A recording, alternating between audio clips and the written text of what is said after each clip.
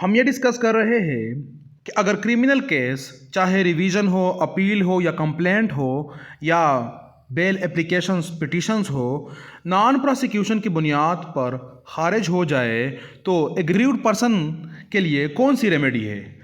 हम ये भी डिस्कस कर चुके हैं कि जब नॉन प्रोसिक्यूशन की बुनियाद पर खारिज हो जाए तो रिस्टोरेशन की एप्लीकेशन दायर हो सकती है सेम कोर्ट में जहां पर वो मेन केस खारिज हो चुका है।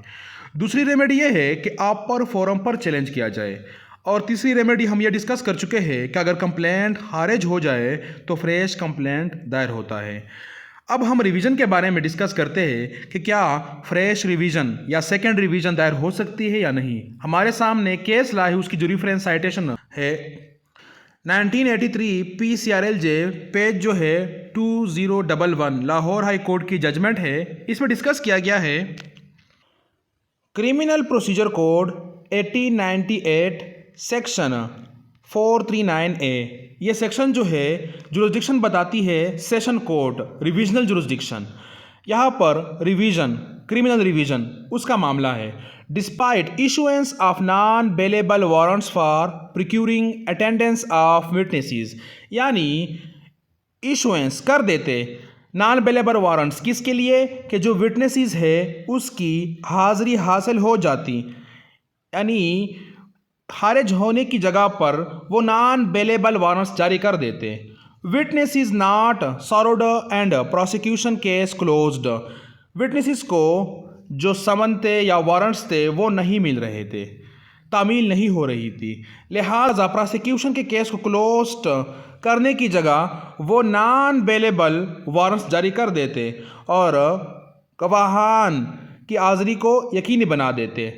Closed without issuing non bailable warrants as a last resort order. यहाँ से जब मालूम हो जाता है कि उन्होंने केस को खारिज कर दिया है नॉन प्रोसिक्यूशन की बुनियाद पर या प्रोसिक्यूशन को क्लोज कर दिया है और उन्होंने नॉन बेलेबल वारंट्स जारी नहीं किए हैं, हेल्ड एरोनेस, तो कोर्ट कहती है कि यहाँ पर गलती हुई है। First revision petition against such order having been dismissed in default without.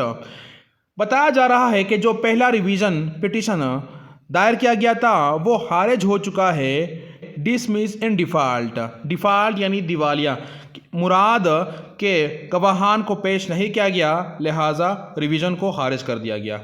अब कोर्ट कहती है कि इस तरह नहीं होना चाहिए था, बल्कि हाजिरी को यकीनी बनाने के लिए नॉन बेलेबल वारंट्स जारी कर देने चाहिए थे।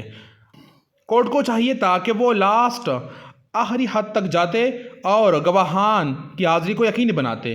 अब विदाउट लीगल सैंक्टिटी यानी बगैर कानूनी परमिशन के second revision petition held competent in circumstances.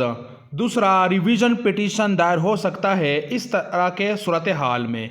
तो बताया जा रहा है कि जो revision petition dismiss and default हो चुका है वो दोबारा दायर कर सकता है।